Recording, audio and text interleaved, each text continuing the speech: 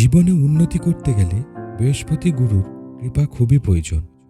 যাদের কুণ্ডলিতে গুরুর কৃপা দুর্বল এবং চাকরির সমস্যা, কর্মজীবনের সমস্যা, অর্থাভাব লেগেই আছে, তাদের জন্য আজকের এই ভিডিও।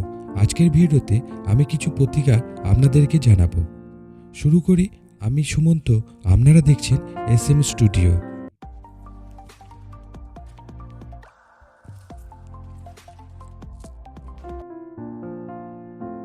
ধর্মীয় বিশ্বাস অনুসারে ভগবান বৃহস্পতিকে দেবতাদের গুরু হিসেবে বিবেচনা করা হয়।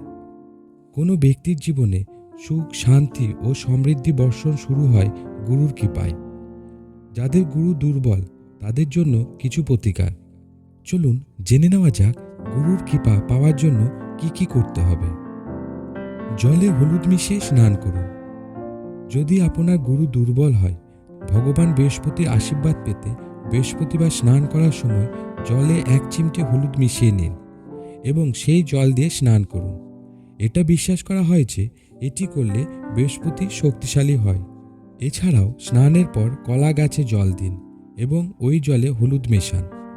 বিশ্বাস করা হয় যে হলুদ মেশানো জল যদি কলা গাছে দেবেন, তাহলে গুরুর আশীর্বাদ বর্ষিত হবে আপনার জীবনে এবং কর্মজীবনে সাফল্য পাওয়ার সম্ভাবনা বৃদ্ধি পাবে।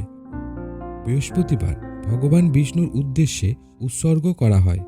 হলুদ রং ভগবান শ্রীহরি বিষ্ণুর খুব প্রিয়। তার আশীর্বাদ পেতে প্রতি বৃহস্পতিবার হলুদ রঙের পোশাক পরুন।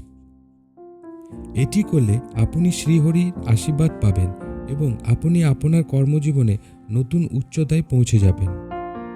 প্রত্যেক দিন সকালবেলা ভগবান বৃহস্পতির আশীর্বাদ পেতে ওম বৃহস্পত্যৈ নমঃ জপ করুন।